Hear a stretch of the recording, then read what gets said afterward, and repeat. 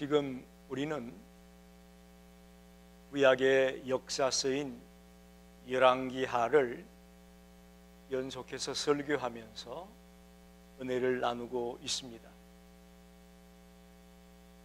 아마 그 중에는 우리나라 이시조선의 왕도 제대로 모르는데 왜 북왕국 이스라엘의 왕과 남왕국 유다의 왕을 이렇게 알아야 되느냐 하면서 의구심을 가지는 분도 없지 않아 있을 것이라고 생각이 됩니다. 그러나 여러분, 성경은 철학책도 아니고 과학책도 아니고 소설책도 아니고 역사책도 아닙니다. 성경은 구원의 사건을 기록하고 있습니다.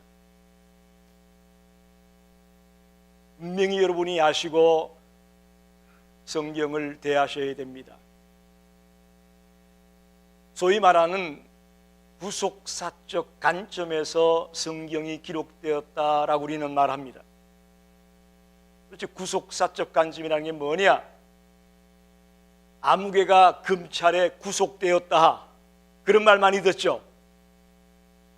그 구속은 자유를 박탈하는 그런 의미입니다. 그게 구속이에요. 그러나 성경에서 말하는 구속이라는 것은 대가를 치루어서 우리를 구원해내는 것을 구속이라고 말합니다. 할렐루야! 예수 그리스도가 십자가에서 저와 여러분의 죄를 대신 지고 대가를 치르셔서 구원해 주셨습니다. 그게 구속의 사건이에요. 그게 구속의 역사예요. 그래서 구약은 하나님이 어떻게 한 민족을 구원해 가고 있는가를 말하려고 하고 있고, 신약은 한 개인 한 개인을 하나님이 어떻게 구원해 가고 있는가를 말하려고 하는 것이 성경입니다. 그래서 우리는 성경에 기록되어 있는 우리나라 이시조선의 왕이 아닌 북왕국과 남왕국의 왕들의 이야기를 통해서 하나님의 구원의 역사를 보기 원합니다. 그게 여러분이 성경을 바로 보는 거고, 그게 여러분이 하나님의 말씀을 바로 대하는 자세입니다. 오늘은 남왕국 유다의 아마샤 왕을 통해서 왜 신앙이 변질되는가, 한결같은 신앙으로 달려가지 못하고 신앙이 변질되는 이유가 무엇인가를 생각하면서 은혜를 나누고 싶습니다. 아마샤는 좋은 왕이기도 했고 나쁜 왕이기도 했습니다. 처음에는 좋은 왕으로 출발했는데 마지막엔 나쁜 왕으로 끝나고 있습니다. 쉽게 말하면 왔다 갔다 하는 왕이었습니다. 어떨 때는 좋았다가 어떨 때는 나빴다가 한결같지 않은 신앙의 모습을 보여주고 있습니다. 먼저 그가 좋았던 점을 생각해 보면, 아마샤의 아버지는 요아스라는 왕이었습니다. 그런데 그는 마지막에 어떻게 죽었다고 우리가 지난번에 설교했습니까? 백성들에 의해서 그가 죽임을 당했습니다. 그런데 놀랍게도 이 아버지 요아스를 죽인 사람들이 누구를 다음에 왕으로 뽑았느냐? 그의 아들 아마샤를 왕으로 뽑았어요. 여러분, 어떻게 생각합니까? 자기 아버지를 죽인 자들이 자기를 왕으로 세웠어요. 왕이 되긴 했지만 한마디로 말하면 살얼음판을 걷는 것과 같은 거예요. 무슨 일이 일어날지 모르는 위태로운 상황에서 왕이 됐습니다. 그래서 아주 긴장하면서 조심스럽게 왕의 직무를 감당하고 있습니다. 3절에 보니까 아마샤는 하나님 보시기에 정직하게 행했다라고 되어 있습니다. 그러나 다윗 같지는 못했다. 그리고 5절 6절에 처음에는 위태로웠지만 점점 나라가 안정이 되고 정권을 공고히 하고 나서 드디어 어떻게 하느냐? 아버지를 죽인 원수들을 처형합니다. 이해가 되시죠? 처음에는 못했다가, 처음에는 그들의 세력이 너무 막강하고 그들에 의해서 왕이 되었으니 조심스럽게 기회를 엿보고 있다가 나라가 안정되고 자기의 권력을 어느 정도 확보한 뒤에 아버지를 죽인 원수들을 죽였다라는 겁니다. 그런데 놀라운 것은 그 원수들, 즉 자기 아버지를 죽인 자들만 죽이고 그의 자녀들은 죽이지 않았다라고 되어 있어요. 이게 뭐가 그렇게 중요하냐? 여러분, 소위 영모라고 하는 것, 반역이라고 하는 죄를 지은 사람은 어떻게 됩니까? 대부분 삼족을 멸하잖아요. 삼족을 멸하죠.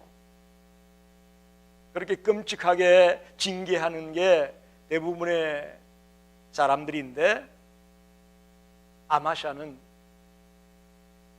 그 해당자들만 죽이고 그의 자녀들은 죽이지 않았다라는 거죠. 그 왜 그러냐? 신명기 24장 16절에 그렇게 기록하고 있습니다. 오늘 6절에 나와 있다시피 자녀로 말미암아 아버지를 죽이지 말 것이고 아버지로 말미암아 자녀를 죽이지 말 것이라. 오직 사람마다 자기의 죄로 말미암아 죽을 것이다. 즉 아버지가 잘못했는데 자식을 왜 죽이느냐? 그러지 마라. 또 자식이 잘못했는데 왜 아버지를 죽이냐? 그러지 말아라. 사람마다 자기 죄 때문에 자기가 죽는 거다. 하나님의 말씀에 귀를 기울이고 말씀대로 실천하는 왕이었어요. 좋은 왕이죠. 그리고 더 나아가 7절에 보면 유다를 배반했던 에돔을 공격해서 10,000명을 죽였다고 되어 있습니다. 에돔 사람이 원래 유다의 희하에 있었는데 뛰쳐나갔어요. 그래서 늘 유다의 눈에 가시 역할을 했는데 그들을 경멸시켰다는 겁니다. 그런데 역대하 25장에 보면 똑같은 얘기가 있어요. 아마샤 왕에 대한 얘기가 역대하 25장에도 나오는데 거기에 보면 좀 더 디테일하게 나와 있습니다. 유다 군사 30만 명을 동원해서 공격을 하는데 그것도 좀 숫자가 모자라다고 생각해서 북왕국 이스라엘에서 돈을 주고 용병 10만 명을 데리고 옵니다. 그래서 약 40만 명의 군사를 가지고 에돔을 공격하려고 하는데 한 선지자가 아마샤에게 말합니다. 이거 좋은 방법이 아닙니다. 이스라엘 사람들은 돌려보내십시오. 하나님의 선지자가 돈을 주고 이스라엘의 군사를 10만 명을 데리고 와서 공격하는 것은 좋지 않다고 충고를 했습니다.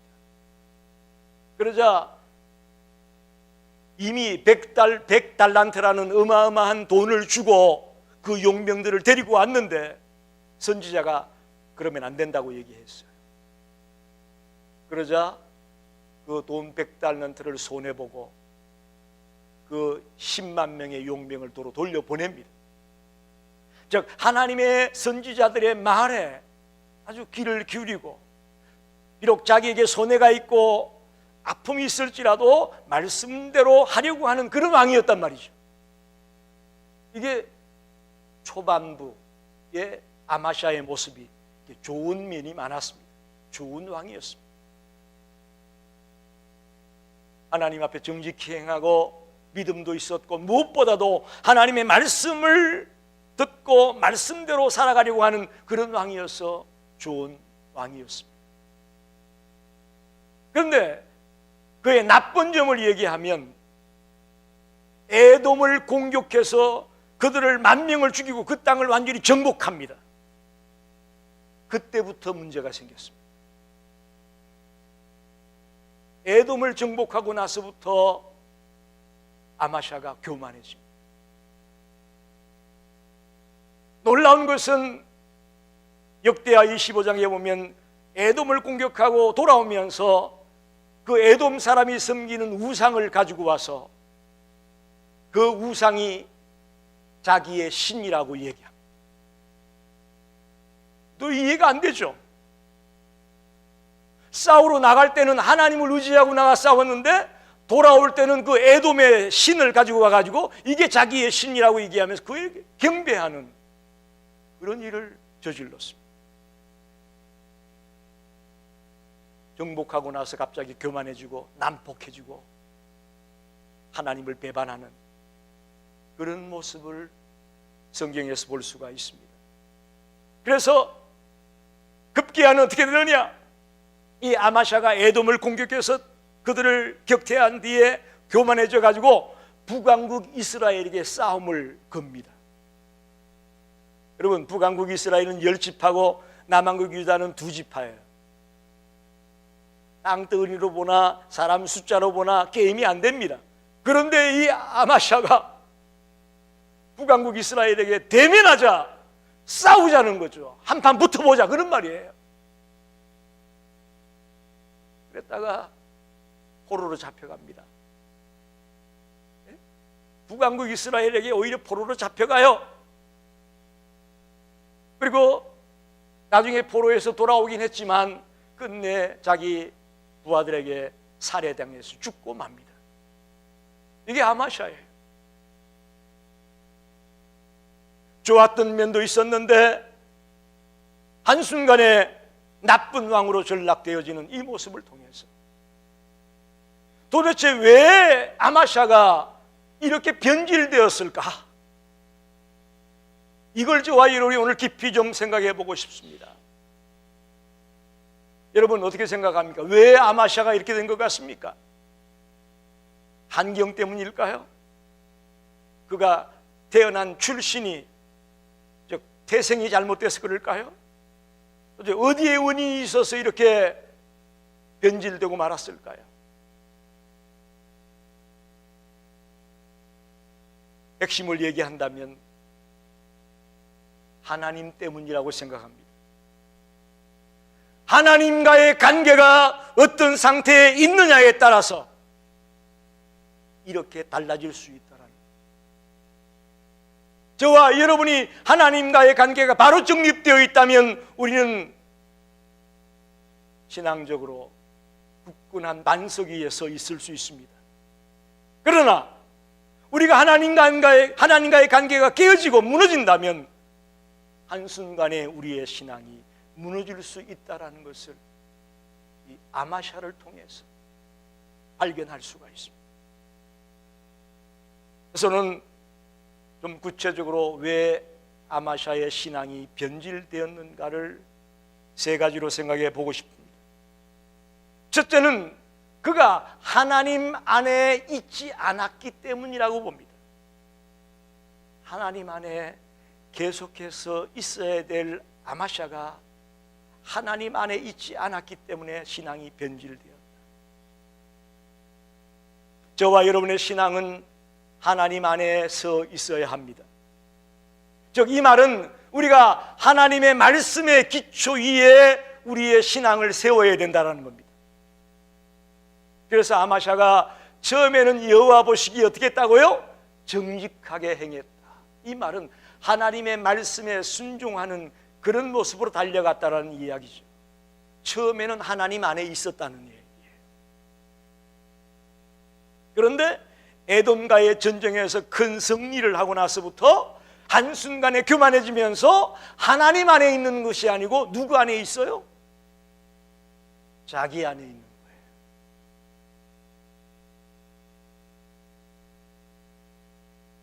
자아도취에 빠져서 자기 안에 빠져있는 아마샤를 발견하게 됩니다. 역대하 25장 14절을 여러분 한번 찾아보십시오. 성경을 한번 찾아봅시다. 이게 굉장히 중요한 성경 구절이에요. 아마샤가 결정적으로 변질되는 그 원인이 25장 14절에 나와 있습니다. 아마샤가 에돔 사람들을 죽이고 돌아올 때에 세일 자손의 신들을 가져와서 자기의 신으로 세우고 그것들 앞에 경배하며 분향한지라.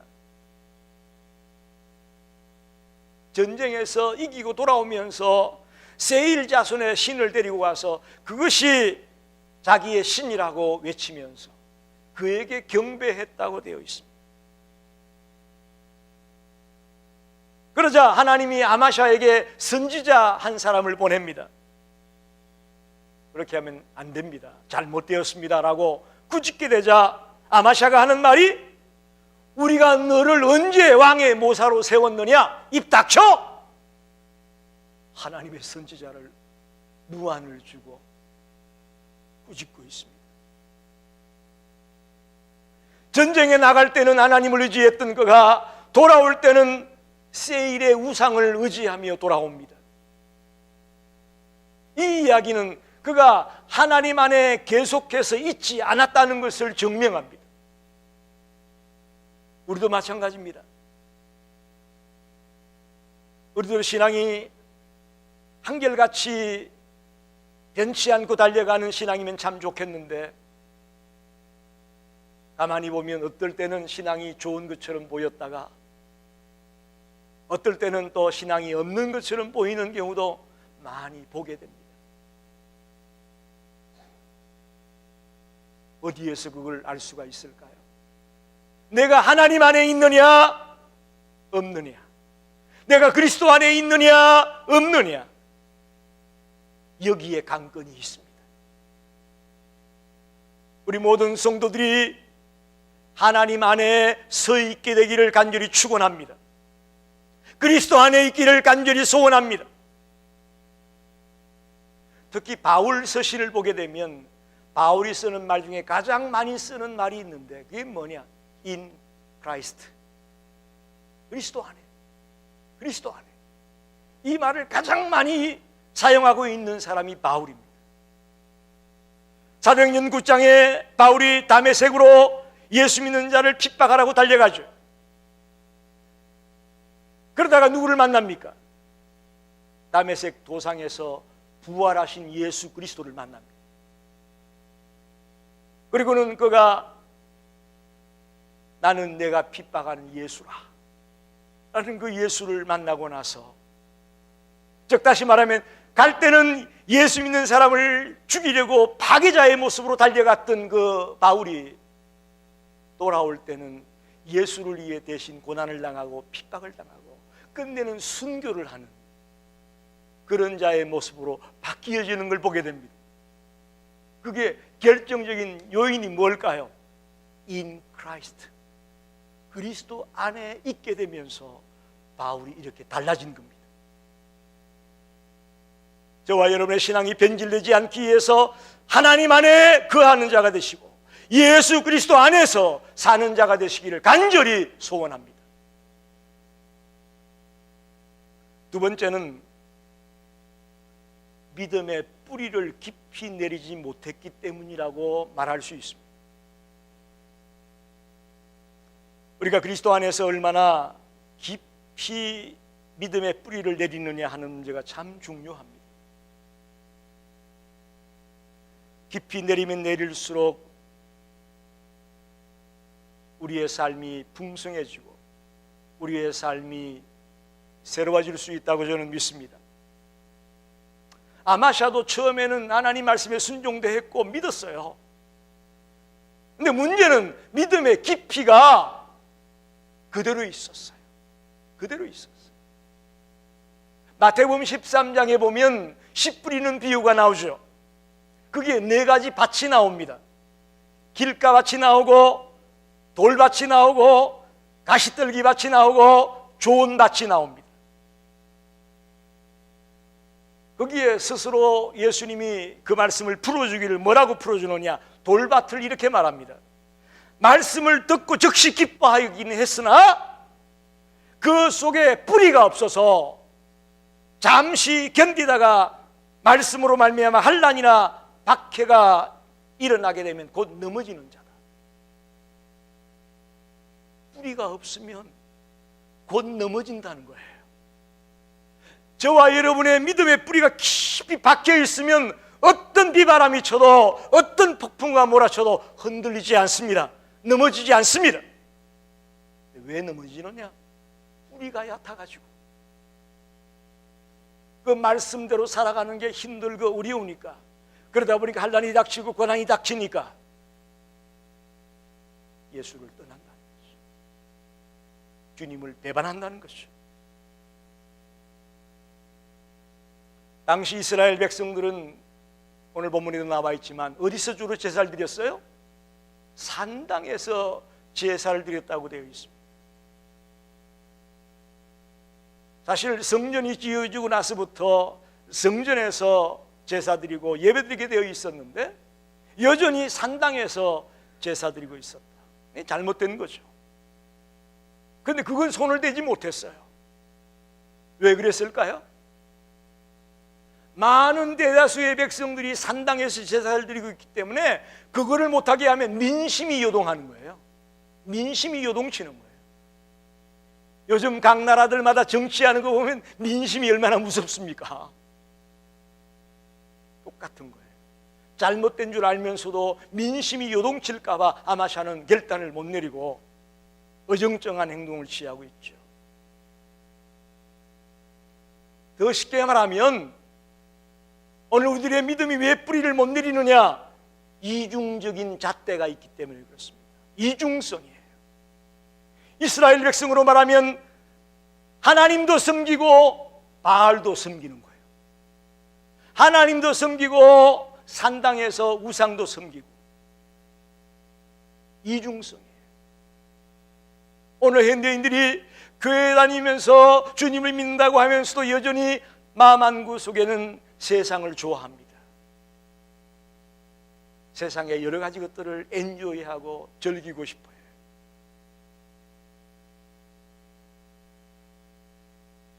여러분 어떻습니까? 여러분은 정말 하나님 한 분만으로 충분히 만족하십니까? 할렐루야! 그렇게 되셔야 됩니다. 그런데 우리는 여전히 하나님도 믿지만 세상 것도 즐기고 싶고 세상의 것들도 누리고 싶은 마음이 상당히 많이 와 있습니다.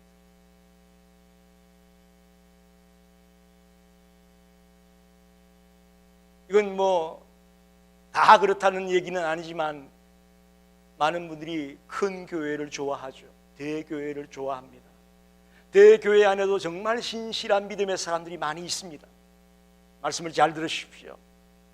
많이 있어요. 그러나 개 중에는 대교회를 좋아하는 이유 중에 하나가 왜 좋아하는지 아십니까? 적당히 믿기를 원했습니다. 우리 교회 같은 데 새 신자가 오게 되면 할 일이 많죠. 오자마자 피할 수가 없어. 그러나 좀 숫자가 모이는 교회는 적당히 빠져도 모르고 헌금을 했는지 안 했는지도 모를 거고 적당히 믿고 싶은 마음이 있어요. 쉽게 말하면 하나님도 믿고 세상도 즐기고 싶어서 편안한 교회를 찾는 사람이 있을 수 있다라는 거예요. 그래서 어떤 분이 이런 설명을 했어요. 그런 교인들은 제임스 본드형 크리스찬이다. 뭔지 알겠어요? 제임스 본드형 크리스찬이 뭔지 아세요? 살짝 왔다 살짝 가는 거예요. 제임스 본드가 그렇잖아요.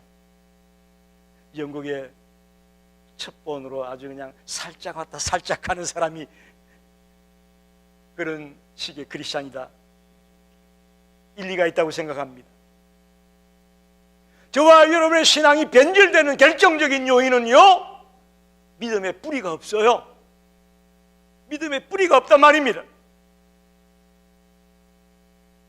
여러분 어떻게 하고 싶습니까? 주님 앞에 갈 때까지 계속 믿음의 뿌리가 없이 있다가 가기 원하십니까? 아니지 않습니까? 제가 학생 때에 저희 선배들이 저보고 그런 얘기를 합니다. 익성아, 믿기는 믿되 너무 빠지지 마. 그 사람이 보기에도 내가 너무 빠진 것처럼 보였던 모양이죠.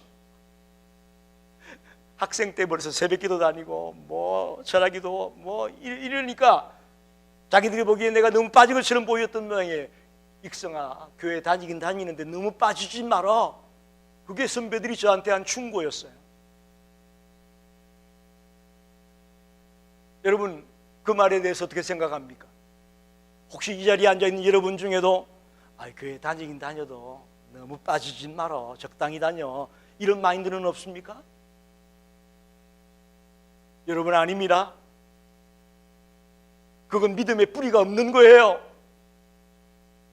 내가 즐길 거 다 즐기면서 그저 적당히 하나님이란 끈을 하나 붙잡고 싶은 거예요. 그건 아니에요. 여러분,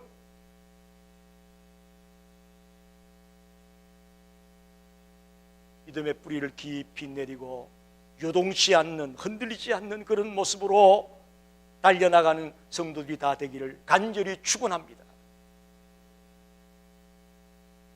여러분, 기도도 하나님 보좌 앞에 나아갈 정도로 깊이 기도할 때에 그 속에서 역사가 일어나는 거고 은혜가 일어나는 겁니다. 근성으로 그냥 몇 마디 해가지고 기도했다, 은혜 없어요. 여러분, 하나님이 보좌 앞에 나아가서 정말 깊이 기도에 들어갈 때에 그 속에서 은혜가 있고 역사가 일어나는 거죠. 하나님의 말씀을 보는 것도 마찬가지예요. 그저 뭐 소설책 보듯이 뭐 재미있네 재미없네 이게 아니고 레마로 나에게 지금 들려주는 하나님의 음성으로 이 말씀을 본다면, 붙든다면 말씀을 볼 때마다 치유의 역사가 일어나고 기적의 역사가 일어나고 하나님의 살아계심이 증명될 것을 믿습니다. 보여질 것을 믿습니다. 우리는 제대로 기도하지 못하고 있어요. 제대로 성령을 보지 못하고 있어요. 근성이에요. 왜? 뿌리가 없으니까. 뿌리가 없으니까. 저는 예수 믿는 것처럼 좋은 게 없다고 생각합니다. 아니 뭐 목사님이니까. 아니에요. 전 목사기 때문이 아니고 정말 예수를 제대로 믿으면 예수 믿는 게 신납니다. 우리가 예수를 제대로 못 믿기 때문에 예수 믿는 게 부담이고 그 주장스럽고 힘들고 그렇습니다.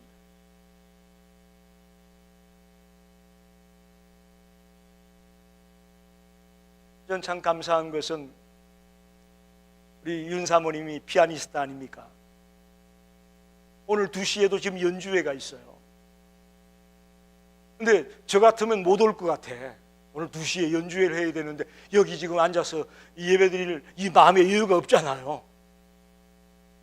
그런데 정말 주의를 철저하게 지키려고 하는 사모님을 볼 때마다 제가 은혜가 돼요. 그래서 더 기도하게 돼요. 여러분, 이게 신앙이에요. 예수 믿는 게 이렇게 신나고 간절하고 기쁜 거예요.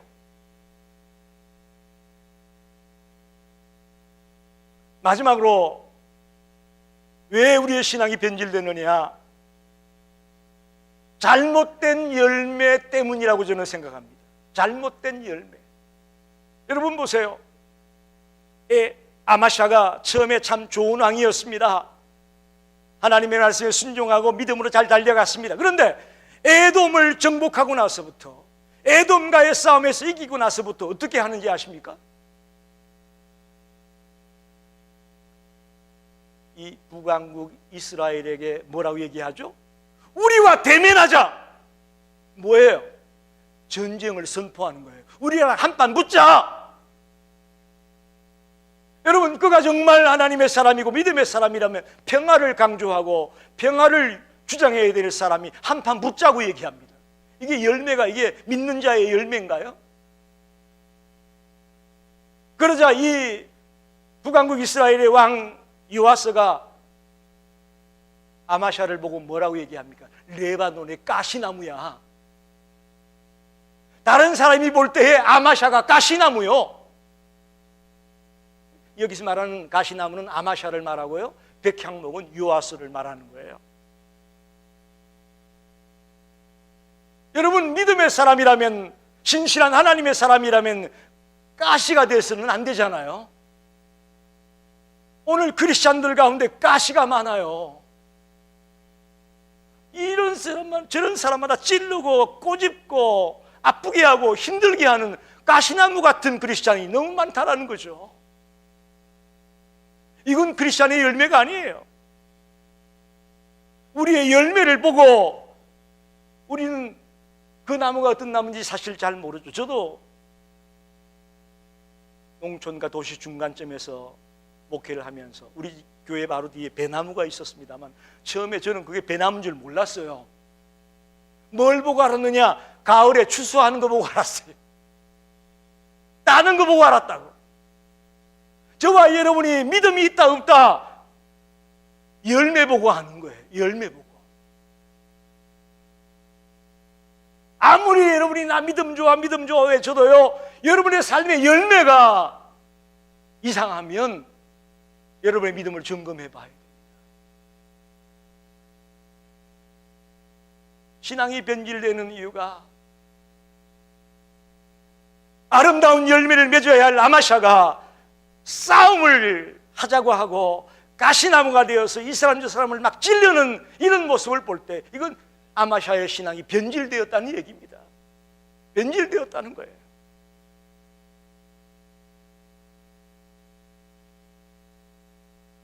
사랑하는 여러분, 저와 여러분이 예수를 믿고 나서는 변화되어야 됩니다. 믿으십니까? 동의하십니까? 정말 예수를 만났다면 변화되어야 되는 것이 정상입니다. 변해야 됩니다. 그런데 자아가 더 강하고 내 자존심이 더 강한 사람들은 여전히 옛 성품, 옛 기질 이런 것들이 남아있어서 변하지 않습니다. 그러니 자연적으로 맺게 되는 열매도 그런 열매를 맺게 됩니다. 그 사람이 가는 곳마다 싸움이 벌어집니다.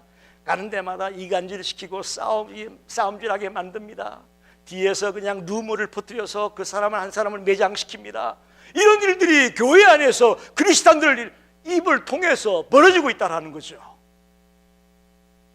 이게 될 일입니까? 갈라디아서 5장 16절에 육체의 소욕은 성령을 거스른다고 말합니다. 그러면서 육체의 소욕은 육체의 열매를 맺는데 어떤 열매를 맺느냐? 음행과 더러운 것과 호색과 우상숭배와 주술과 원수 맺는 것과 분쟁과 시기와 분냄과 당짓는 것과 분열함, 이단 투기, 술 취함, 방탕함, 그와 같은 것들을 맺게 되어 있다고 말합니다. 제 생각에는 이런 열매들은 교회 안에서는 없을 것 같아요. 그런데 30년 넘게 목회하면서 이런 열매들을 교회 안에서 본다는 거예요. 참 기가 막힌 일이에요.